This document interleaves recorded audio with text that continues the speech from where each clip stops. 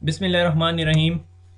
और lecture number 5 का part number 2 मुझे यहाँ लिखने ने दें। Lecture 5 part number 2। उसकी वजह यह है कि लेक्चर नंबर 5 पार्ट 1 थोड़ा बड़ा हो गया था, इसलिए मुझे लेक्चर नंबर 5 पार्ट 2 शुरू करना पड़ा। तो अभी तक हमने क्या देखा कि हमने देखा ग्रुप्स, जिसमें हम बहुत सारे यूज़र्स ऐड ऑन कर देते हैं, और जब वो यूज़र्स ऐड हो जाते हैं तो फिर हम उन ग्रुप्स को किसी स्पेसिफिक रिसोर्स पे परमिशन दे देते हैं। इस स्लाइड से पहले हमने देखा AGDLP, जो कि छोटी डोमेन्स या सिंगल डोमेन्स या मीडियम साइज नेटवर्क के लिए यूज़ होते थे। ठीक है, हम यूज़र्स को जो है वो ग्लोबल ग्रुप में डालते थे और उन ग्लोबल ग्रुप्स को नेस्टेड कर देते थे डोमेन लोकल ग्रुप में, और डोमेन लोकल ग्रुप को उस रिसोर्स पे परमिशन दे देते थे। ठीक है, अगर कल को हमें ऑडिट करना पड़ता था तो हम डोमेन लोकल ग्रुप को उठाते थे और वहां से देख लेते थे कौन कौन से ग्लोबल ग्रुप्स हमने ऐड किए हुए हैं, तो हमें पता चल जाता था अच्छा जी ये जो फ्लाइंग यूजर्स हैं, IT एडमिन, फाइनेंस एडमिन, उनको परमिशंस हासिल है। और हमने यहाँ पे सवाल ये पैदा हो कि यहाँ पे ग्लोबल ग्रुप क्यों यूज़ किया हुआ है। ग्लोबल ग्रुप का मतलब ये है कि ये छोटा नेटवर्क है, तो सिर्फ users from a local domain can be a part of global group, कि जो लोकल डोमेन के जो यूजर्स हैं वो उस ग्लोबल ग्रुप का पार्ट हो सकते हैं, किसी और डोमेन से यूजर्स आके उस ग्लोबल ग्रुप का पार्ट नहीं हो सकते।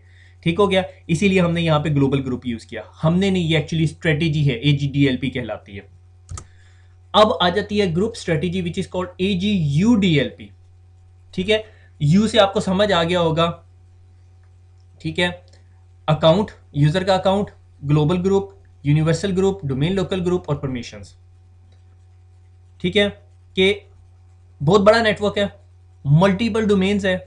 ठीक है, सॉर्ट ऑफ फॉरेस्ट का नेटवर्क है और उसके अंदर सारी चीजें यूज हो रही है। ठीक है, अब इसके अंदर रिक्वायरमेंट क्या है। मैंने कहा मेरे पास कोई 4-5 डोमेन्स थी, 1-2, और ये से एक डोमेन, 3 डोमेन्स होगी, ये 4-5 डोमेन्स होगी। अब हर डोमेन के अंदर ना कोई से ऑडिट डिपार्टमेंट का हेड था। इस डोमेन में ऑडिट डिपार्टमेंट का हेड था, इस डोमेन में ऑडिट डिपार्टमेंट का हेड था, इस डोमेन में ऑडिट डिपार्टमेंट के हेड्स थे, इस डोमेन में और इस डोमेन में। हर डोमेन का डिफरेंट एडमिनिस्ट्रेटर है। ठीक हो गया। अब मैंने क्या किया, अब मैंने ये किया, मैंने कहा अच्छा इन तमाम जो एडमिन हैं इन सारों को उठाओ और एक बड़े ग्रुप में डाल दो। ठीक है,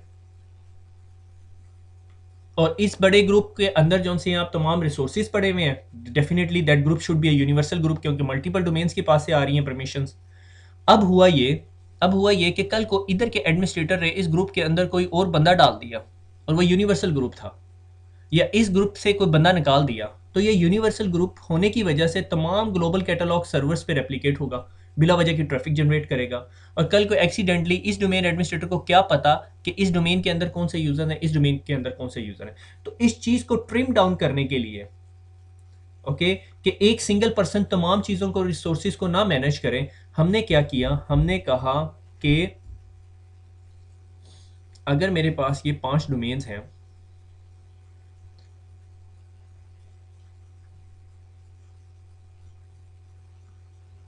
सही हो गया। अब मैंने इस डोमेन के एडमिनिस्ट्रेटर को कहा कि आप अपना लोकल ग्रुप बनाओ, ग्लोबल ग्रुप बनाओ, और उसके अंदर वो यूजर्स बना दो जिन्हें परमिशंस होनी चाहिए। इसने ग्लोबल ग्रुप बनाया, उसमें परमिशंस होगी, ग्लोबल ग्रुप के अंदर आपकी डोमेन लोकल यूजर्स ऐड हो सकते हैं।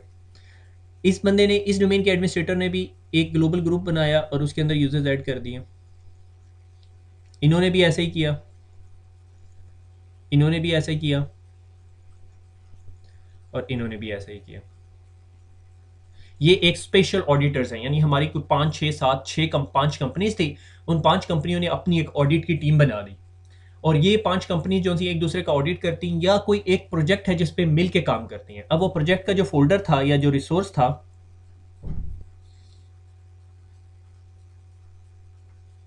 वो मैंने कहा से ये स्पेसिफिक फोल्डर था। अब इसके ऊपर मैंने एक ग्रुप बनाया which is called universal group. Universal group क्यों? क्योंकि यूनिवर्सल ग्रुप के अंदर तमाम ग्लोबल ग्रुप्स आ जाएंगे। यूनिवर्सल ग्रुप ने इस ग्लोबल ग्रुप को अपने अंदर ऐड किया, इस ग्लोबल ग्रुप को अपने अंदर ऐड किया, इस ग्लोबल ग्रुप को अपने अंदर ऐड किया, इस ग्लोबल ग्रुप को अपने अंदर ऐड किया, और इस ग्लोबल ग्रुप को अपने अंदर ऐड किया। अब यूनिवर्सल जो ये ग्रुप है, इसके अंदर तमाम ग्लोबल ग्रुप्स पड़े हुए हैं, और इस यूनिवर्सल ग्रुप के चेंजेस के ऊपर, जब भी इस यूनिवर्सल ग्रुप के अंदर कोई चेंज होगी तो ग्लोबल कैटलॉग सर्वर, जितने इन डोमेन्स के अंदर, हर डोमेन के अंदर अपना ग्लोबल कैटलॉग सर्वर होगा, तमाम के ऊपर रेप्लिकेशन होगी। मगर आपके ख्याल में कितनी दफ़ा ऐसा होगा कि ग्लोबल ग्रुप ऐड या माइनस हो रहा होगा? अनटिल अनलेस पहली दफ़ा हो रहा है। अब कल को इस ऑर्गेनाइजेशन के अंदर से, मैंने कहा ये ऑर्गेनाइजेशन ए है, इसके अंदर ये बंदा छोड़ के चला जाता है, तो इसका एडमिनिस्ट्रेटर क्या करेगा? सिर्फ इसमें से ये बंदा डिलीट करेगा।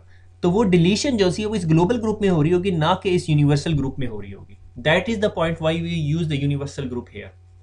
और फिर इस यूनिवर्सल ग्रुप को हमने डोमेन लोकल ग्रुप में डाल दिया, और डोमेन लोकल ग्रुप को लोकल रिसोर्सेज पे परमिशन हासिल है और वो परमिशन उसको मिल गई। यानी ये that strategy is called AGUDLP। अब आपने डिसाइड करना है कि आपकी organisation AGDLP requirement group strategy पे मीट करती है या AGUDLP, या आप समझते हो इन दोनों में से कोई नहीं मीट करती, आप अपनी कोई स्ट्रेटजी बनाना चाहते हो। Totally fine with Microsoft. Microsoft को उसके साथ कोई मसला नहीं है। ये सिर्फ आपकी ज़िंदगी को आसान बनाने के लिए बनाया गया। और यूनिवर्सल ग्रुप के अंदर सारा कुछ डाल देना is not suitable until unless it's inside the groups, क्योंकि यूनिवर्सल ग्रुप के अंदर अगर कोई भी चेंज होती है, यानी यूज़र तो ऐड करना इज़ नॉट अ रीजनेबल वे, क्योंकि वो फिर रेप्लिकेशन क्रिएट करेगा।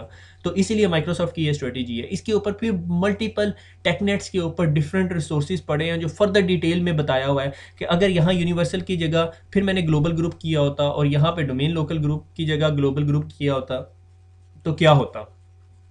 यहाँ पे ग्लोबल ग्रुप क्यों नहीं कर सकते डोमेन लोकल की जगह? क्योंकि उसने रिसोर्सेज ही नहीं बाहर से उठाने थे। अगर आप अपना वो पिछले वाला मैप याद करो तो global group members from any other domain in the same forest, member from a trusted ethernet external domain receive ही नहीं करता अपने अंदर। इसीलिए हमें डोमेन लोकल ग्रुप आखिर में लगाना पड़ता है, क्योंकि वो यूनिवर्सल ग्रुप को अलाउ करता है। समझ आई बात की? तो that is the reason why we go for this approach. ठीक है, ये एक्चुअली माइक्रोसॉफ्ट का अपनी ग्रुप मेकिंग स्ट्रेटजी है। इसको माइक्रोसॉफ्ट ने अपनी जो आपकी बुक है उसके अंदर एक पैराग्राफ के अंदर डिस्कस किया, मगर मैंने कहा इस पे एम्फेसाइज करना ज़्यादा इंपॉर्टेंट है। तो आई होप आप लोगों को इस बात की समझ आ गई होगी। जब भी आप लोग अपनी वापस काम पे जाएं या अपनी स्ट्रेटजी के ऊपर जाएं तो इन चीज़ों के ऊपर ज़्यादा काम होता है, बजाय इसके कि आप टेक्निकल चीज़ें विंडोज़ इंस्टॉल करने पर टाइम ज़ाया करें। मगर पहले आपको पेपर वर्क पूरा कंप्लीट होना चाहिए कि हमने सेग्रीगेशन ऑफ द यूज़र्स कैसे करनी है, सेग्रीगेशन ऑफ रिसोर्सेज कैसे करनी है। उसके बगैर आपको कोई फ़ायदा नहीं है काम करने का। उसके बाद फिर क्या होगा कि जिस तरह ही आपको याद है जीपीओ के अंदर मैंने आपको बताया था कि जीपीओ के अंदर अगर आप वो रिस्ट्रिक्ट और एनफोर्स के बहुत सारे रूल बना रहे हैं तो इसका मतलब आपकी जीपीओ शुरू से ही उसकी बेस अच्छी नहीं बनी। तो जितनी अच्छी बेस होगी किसी स्ट्रक्चर की, स्ट्रेटेजिकली डिज़ाइन हुआ होगा, उतना easy to manage and easy to upgrade, easy to understand होगा। अब आ जाते हैं ऑर्गेनाइजेशनल यूनिट। ऑर्गेनाइजेशनल यूनिट के बारे में हम ऑलरेडी पढ़ चुके हैं। ऑर्गेनाइजेशनल यूनिट क्या है? Organisational unit is different than a group. Organisational unit एक ऐसा ग्रुप ऑफ रिसोर्सेज या ग्रुप ऑफ ऑब्जेक्ट होता है जिसको हम अपने मैनेजमेंट या एडमिनिस्ट्रेशन पर्पस के लिए यूज़ करते हैं। इसके अलावा कहीं नहीं यूज़ हो रहा होता। यानी अगर आप ये समझें कि ये ग्रुप है जिसको परमिशन दी जाती है तो ऐसा चक्कर नहीं होता। ये एडमिनिस्ट्रेटर ने अपनी मैनेजमेंट के लिए बनाए हुए थे ऑर्गेनाइजेशनल यूनिट। अब और जो हम लोग GPOs लगाते हैं, जो हम लोग पिछली बुक में पढ़ चुके हैं ऑलरेडी, हमने बड़ी डिटेल में पढ़े थे, वो ग्रुप पॉलिसी ऑब्जेक्ट्स वो ऑर्गेनाइजेशनल यूनिट्स के ऊपर लगाते हैं। ठीक है, ऑर्गेनाइजेशनल यूनिट आपको हेल्प क्या करता है कि आप ऑब्जेक्ट्स को अरेंज करते हैं एज पर योर नीड। एक और नया कॉन्सेप्ट अभी आप यहां पे देखेंगे जो विंडोज 2008 का concept is called shadow group. मैंने कहा मैंने एक ग्रुप बनाया, मैंने एक ग्रुप बनाया सेल्स का। ठीक है, ये मैंने सेल्स का ग्रुप बनाया और इसके अंदर जो से हैं वो से मैंने कहा लाहौर था। लाहौर के आगे मेरे पास 2 टाइप के ऑर्गेनाइजेशन, ये सारे OUs हैं, ऑर्गेनाइजेशनल यूनिट्स हैं। ठीक है, ये ग्रुप्स नहीं है। लाहौर के OU के अंदर यूज़र्स एंड कंप्यूटर्स हो गए और यूज़र्स के अंदर मैंने एक ग्रुप बनाया सेल्स का। और सेल्स के अंदर ना मैंने पता नहीं कहाँ से उठा के बंदे डाल दिए। IT सेल्स के, ठीक है, फिर फाइनेंस सर्विसेज सेल्स के, फिर प्रोडक्ट सेल्स के, फिर कुछ और सेल्स के, फिर कुछ और सेल्स के, सारे सेल्स के यूज़र्स हो गए। अब मैं चाहता हूँ यार ये जो यूज़र्स हैं ना सेल्स के, इन सारों पे एक स्पेसिफिक परमिशन होनी चाहिए। अब इन सारों की परमिशन मैं क्यों नहीं लगा सकता? क्योंकि ये सारे के सारे सेल्स ग्रुप में नहीं है, मगर ये OU सेल्स के अंदर है। आप बात समझ रहे हो? ठीक है, तो मैं क्या करता हूँ, माइक्रोसॉफ्ट ने एक इंट्रोड्यूस कराया concept is called a shadow group, कि मेरे ऑर्गेनाइजेशनल यूनिट के अंदर जितने यूजर हैं उन सारों को मिला के एक ग्रुप बना, ये बन सकता है। मगर इसका एक डिसएडवांटेज है, अनफॉर्चुनेटली इसको डायनेमिकली मेंटेनेंस नहीं है। डायनेमिक मेंटेनेंस क्या, कि अगर मैं इस पूरी इसकी इंक को डिलीट कर दूं और आपको दोबारा समझाऊं तो वो कुछ यूँ बनेगा कि मैंने कहा ये सेल्स का ओयू है, ये सेल्स का ओयू है, और उसके अंदर मैंने ऐड कर दिया ताहा को, अब्दुल्ला को और अफान को, ये 3 यूज़र्स को ऐड कर दिया। अब कल को जो सा है इन 3 यूज़र्स को मैंने कंट्रोल ए किया, राइट क्लिक किया ऑर्गेनाइजेशनल यूनिट के अंदर और ऐड टू ग्रुप किया और ग्रुप बना दिया। अब क्या होगा, अब कल को मैं इस ऑर्गेनाइजेशनल यूनिट के अंदर एक और यूज़र ऐड करता हूं, से मैंने कहा मन्नान।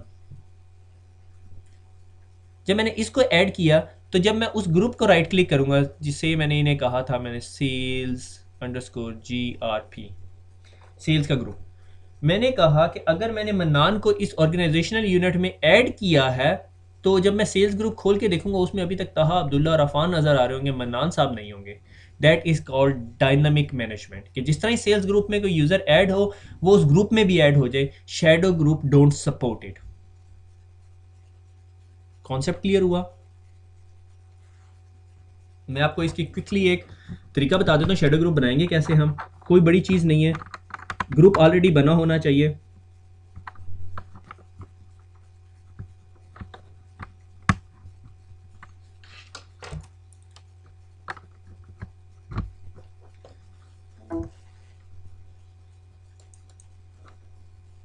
से मैंने कहा ऑर्गेनाइजेशनल यूनिट है मोहम्मद ताहा एंड अब्दुल्ला, इन दोनों को राइट क्लिक किया, ऐड टू ग्रुप किया और यहाँ पे किसी ग्रुप का नाम, मसलन मैं एक ग्रुप बना लेता हूँ, आईटी के अंदर एक ग्रुप बना लेते हैं, new cold group shadow group.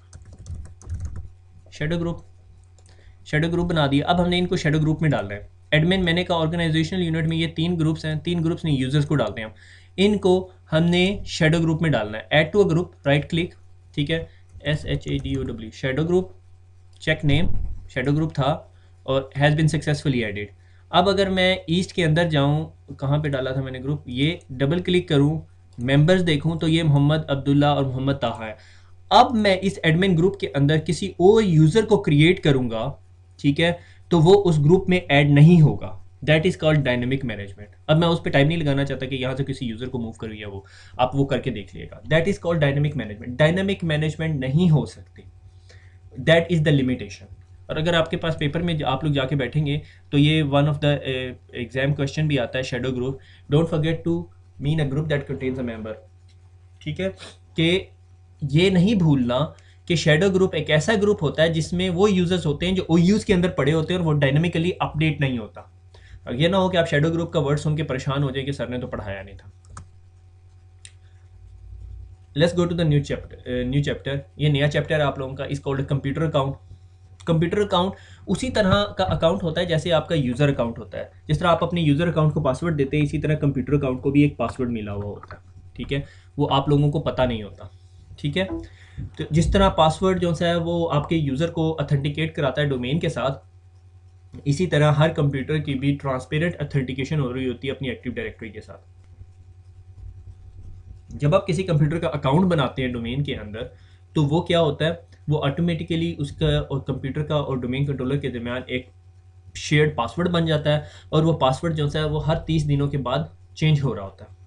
अगर आपने कंप्यूटर जो है वो डोमेन के साथ 30 दिन से ज़्यादा तक कम्युनिकेट नहीं कर सकता और दोबारा आप कनेक्ट करते हैं तो वो कनेक्ट हो जाता है। ठीक है, और वो फिर आपस में एक दूसरे के साथ दोबारा अपने यूज़र नेम पासवर्ड जो हैं वो अपडेट कर लेते होते हैं। कभी कभी आउट ऑफ सिंक्रोनाइजेशन हो जाती है। आपने देखा होगा कभी आप कंप्यूटर पे लॉगिन करना चाह रहे हैं, आप लोगों में से जो लोग प्रैक्टिकल एनवायरनमेंट में काम कर रहे हैं, तो क्या होता है कि जब वो कनेक्ट करने की कोशिश करते हैं तो वो कनेक्ट नहीं हो रहा होता, हालांकि डोमेन से ज्वाइंट होता है वो यूज़र का अकाउंट, कंप्यूटर का अकाउंट। उसकी वजह ये होती है कि वो किसी वजह से जो कंप्यूटर में डोमेन के साथ अथेंटिकेशन का पासवर्ड है वो पुराना होता है और डोमेन ने उसे अपडेट किया हुआ होता है, तो आपस में सिंक्रोनाइज नहीं होते। और आपके पास उसका सोल्यूशन क्या होता है आप में से बहुत सारे लोगों के जहन में आ रहा होगा हम उसे डोमेन से डिस्कनेक्ट कराते हैं और रीजॉइन करवाते हैं। बिल्कुल आपको ऐसे ही करना पड़ता है। उसका एक और सोल्यूशन ये है कि अगर आप उस ज्वाइनिंग वाले प्रोसेस को छोड़ के एक और प्रोसीजर करके देखें तो अक्सर दफ़ा, यानी मैं आपको एग्जैक्ट फिगर नहीं दे सकता, मगर 60 to 80% वो प्रोसेस काम कर जाता है। वो ये होता है कि आपको उस कंप्यूटर का अकाउंट जो सा है राइट क्लिक करके रीसेट द अकाउंट करें तो वो अपने और कंप्यूटर के दरमियान पासवर्ड को रीसेट कर देता है। ठीक है, अगर आपने रीसेट द अकाउंट करना हो।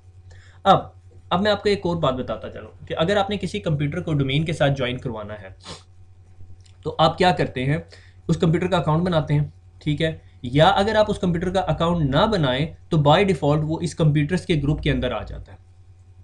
इसी तरह अगर आपने किसी यूज़र का अकाउंट बनाना है तो बाय डिफ़ॉल्ट यूज़र्स के अंदर आ जाता है। से मैंने यहाँ पे सर्वर का अकाउंट बनाया, सर्वर एक यूज़र नेम था सर्वर1, उसका अकाउंट बनाया तो वो बाय डिफ़ॉल्ट यूज़र्स के फोल्डर में आ गया।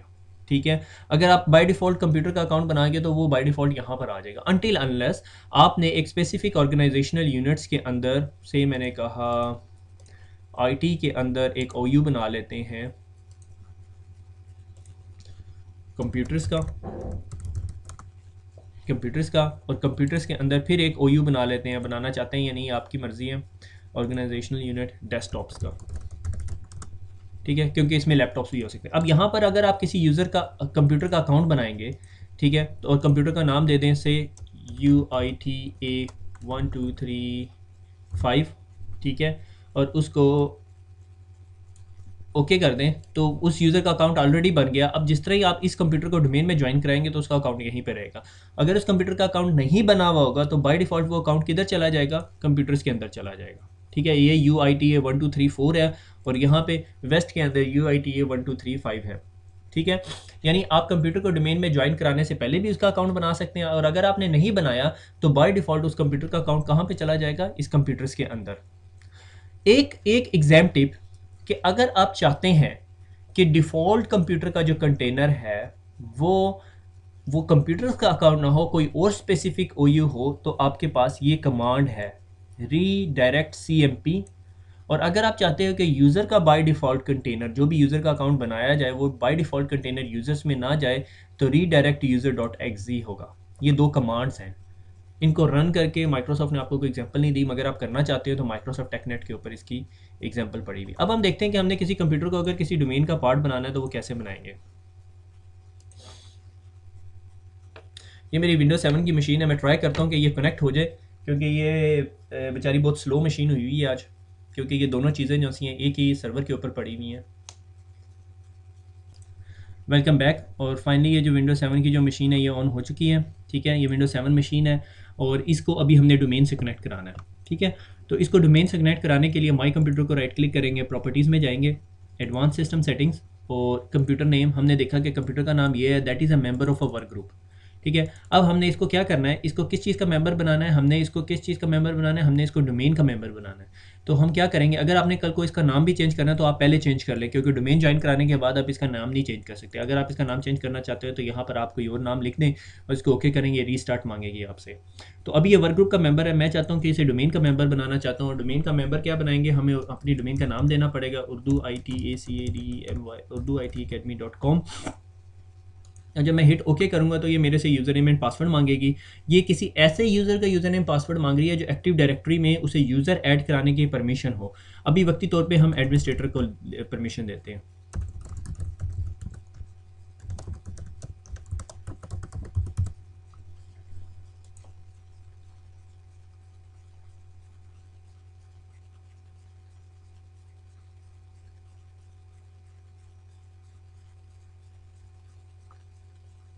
Welcome to the urduitacademy.com domain. और जनाब ये आपका जो कंप्यूटर है ये अब डोमेन का मेंबर बन गया है। You must restart your computer to apply these changes. और ये जो चेंजेस है आपको अप्लाई करने के लिए अपने कंप्यूटर को रीस्टार्ट कराना पड़ेगा। आप इसको ओके करेंगे और is asking you to restart it now. ठीक है, जितनी देर में ये रीस्टार्ट होता है हम यहाँ पे ज़रा आप अपनी एक्टिव डायरेक्टरी में जाके देखते हैं तो हमें देखें कि यहाँ पे वो 1 2 3 5 वाला यूज़र का अकाउंट नहीं आया। यहाँ पर वो कंप्यूटर अकाउंट आना चाहिए था, वो किधर चला गया। तो अगर आपको अच्छी तरह याद हो तो हमने यहाँ पर कहीं पर कंप्यूटर के अकाउंट्स के अंदर, डेस्कटॉप के अंदर ये अकाउंट बनाया हुआ था ऑलरेडी। तो वो एक्चुअली उस कंप्यूटर को उसने इस अकाउंट के साथ अटैच कर दिया, क्योंकि हमने पहले से उस कंप्यूटर का अकाउंट बनाया हुआ था। और ये देखें वो उस कंप्यूटर की इन्फॉर्मेशन आ रही है UITA1235 urduitacademy.com।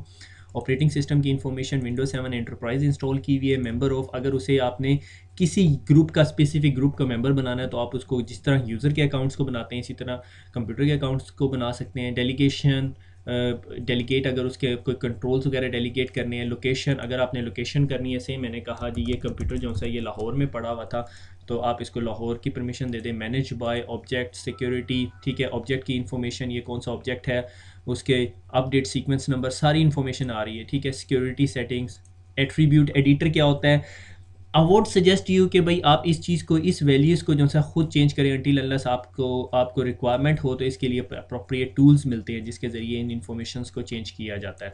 बहरहाल जनरल इन्फॉर्मेशन के अंदर मैं एक चीज़ जो सब लोगों को सजेस्ट करता हूँ कि इस कंप्यूटर की इन्फॉर्मेशन ज़रूर रखा करें। लाइक फॉर एग्जांपल अगर मैंने लैपटॉप्स किसी को देने होते हैं तो मैं लैपटॉप्स की इन्फॉर्मेशन रखता होता हूँ, ठीक है। Anyway, so this is how you manage your computer account. कल को अगर ये डोमेन से कनेक्ट होने की कोशिश नहीं कर रहा तो ज़रा रीसेट योर अकाउंट करेंगे तो रीसेट हो जाएगा। और अगर इसको मूव करना है किसी और OU के अंदर फॉर सम स्पेसिफिक रीजंस तो आप इसको मूव कर सकते हो और ये आपको हेल्प आउट करेगा। तो that is the end of our lecture. ये लेक्चर नंबर 5 था जिसको हमने 2 पार्ट्स में किया। ये सेकंड पार्ट तो बहुत छोटा सा पार्ट है, तो इसको क्विकली समराइज़ करते हैं। आज हमने मेनली क्या देखा कि अगर हमारे पास कोई एक स्पेसिफिक रिसोर्स हो, से मैंने कहा ये मेरे पास एक फ़ोल्डर है जिसके अंदर बहुत कीमती डाटा पड़ा हुआ है और उस डाटा के ऊपर मैंने परमिशंस लगानी है और मेरे पास डोमेन के अंदर कोई 5000 यूज़र्स हैं, ठीक है। ये कोई अचंभे की बात नहीं है, 5000 यूज़र्स हो सकते हैं। उन 5000 यूज़र्स में से जो 1000 यूज़र्स हैं उनको इसके ऊपर रीड परमिशन चाहिए और 500 यूज़र्स को इसके ऊपर राइट परमिशन चाहिए और सिर्फ एक यूज़र को इस पे फुल कंट्रोल चाहिए। तो आप कैसे करोगे? आपके पास 2 अप्रोचेस हैं। बेस्ट अप्रोच के ऊपर जाता हूं कि मैं 3 ग्रुप्स बनाऊंगा।